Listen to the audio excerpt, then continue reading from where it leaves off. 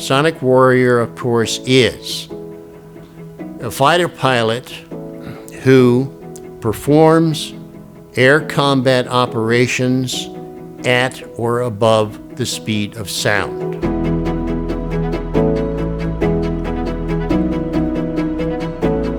This has never been done before. Humans had never operated in that area, in that dimension. What is the motto of the Sonic Warrior? Shed doubt and soar. We have the capability, if only we believe it. The first order of business is that they have to recognize that they are afraid, but that's not going to stop them. He said everybody gets nervous.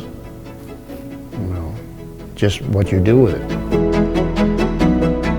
Was I afraid on my first approach? I was scared shitless. Yeah, sure, but I worked through it. You don't hear anything once you get supersonic. The sounds behind you and the cockpit becomes eerily quiet. You cannot hear the airplane. You cannot hear anything. I'm older than this airplane, actually quite a bit older. It feels like 10,000 pounds are pressing against your body, and you can't breathe. You simply don't know which side is up and which side is down, and you are dizzy, and you are blacking out, and you've got to do something, because if you don't eject, you're going to die. It's one thing to have these wonderful machines that can fly supersonically. The other thing is that how do we find, train, encourage, and foster the human that gets into these machines and goes out into the unknown? Remember Sun Tzu and the Art of War. The warrior's job is to prepare for battle and to be so strong in our capabilities that the enemies would consider it inconceivable to attack this country. That was our job. We were preparing to intercept Soviet bombers, and we could get to altitude. We could outrun the bomber. We could shoot down the Soviet bombers in just a few minutes. Soviets knew that, and they didn't have anything like it, But we were ready to go. We were faced with 3 mission-critical problems simultaneously. How do you operate these very, very high-speed airplanes successfully? When we're talking about high speed, we're talking about well beyond the speed of sound. And then we had to figure out a way to actually successfully operate them in a carrier environment. How do you launch and recover high-performance airplanes in a carrier environment? And then we also have, how do you fight? How do you conduct aerial combat at these very high speeds and high Gs? How do you do that?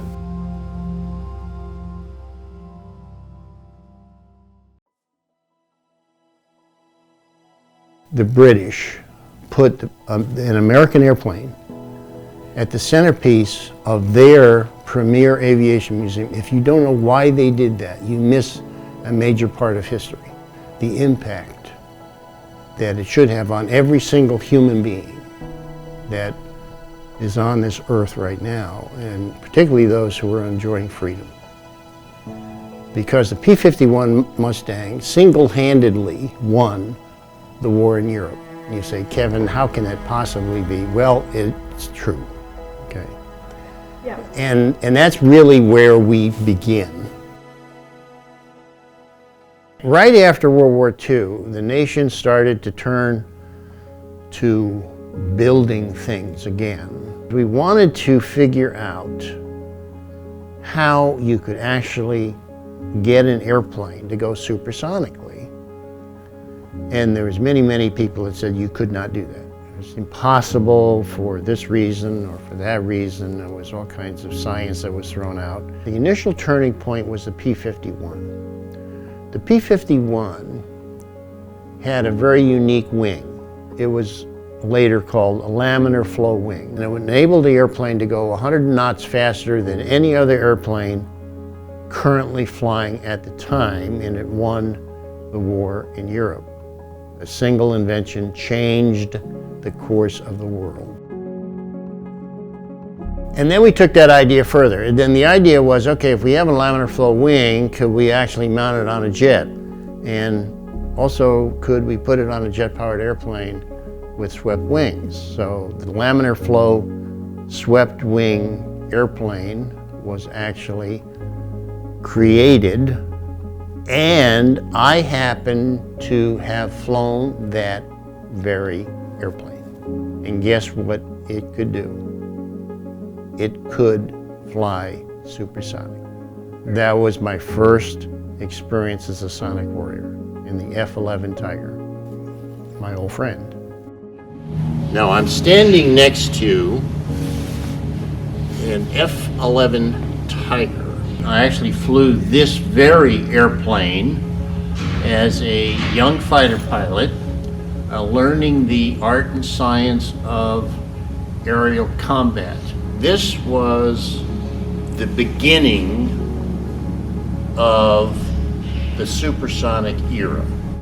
You know, Chuck Yeager, when he was doing the supersonic testing, now keep in mind that he was flying a test vehicle that was not technically an airplane. It was launched from a mothership, it was rocket powered, it happened to have a human in it, but it was not typically what we would consider to be an airplane, all right?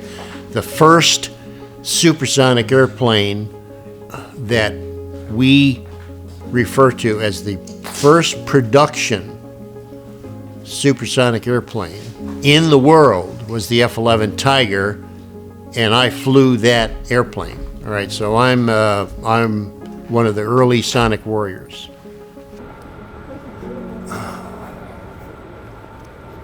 F-86 Sabre, the Air Force pilots that flew this achieved an incredible kill ratio against the MiG-15 in Korea. And we shot down 700 MiG-15s, and they shot down 70 F-86s. Wow. That is the most remarkable air combat engagement in the history of aviation. People don't even know that. They don't even know that, you know. I've flown by John Boyd in Korea. I do mention Colonel John Boyd. He was one of the best air combat specialists and experts in maneuver warfare that we have ever produced in this country. Everybody that flies airplanes knows that, and everybody respects him and what he was able to do by advancing the knowledge of air combat into future generations. He still is influencing the air combat discipline. I'm going to design a perfect fighter utilizing John Boyd's model. And I'm going to match it to all the airplanes we've ever built. The closest match happens to be the airplane that I flew for the U.S. Navy. And that's the F-8 Crusader. That was the closest match to the John Boyd model. The Sonic Warrior era essentially began with this airplane.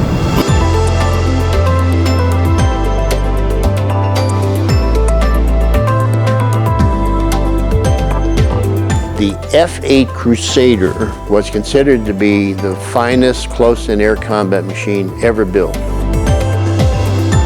It was the first airplane to exceed 1,000 miles an hour. And it stayed as a frontline fighter for many, many years. I think it was about 30 years it remained one of our frontline fighters in the carrier aviation. On its very first test flight, the airplane went supersonic. They did not intend it to do so, but it did. It was so fast. Its speed exceeded all other speeds of all other airplanes by a huge margin. The FA Crusader was, in many, many cases, was an absolutely remarkable airplane because it was the first airplane to exceed 1,000 miles an hour. It was the fastest airplane in the world at one time. But the other thing that was even more remarkable is that it didn't take the FA Crusader very, very long to go supersonically. I could take off and be supersonic at 30,000 feet, engaging an enemy bomber in 3 minutes from deck launch.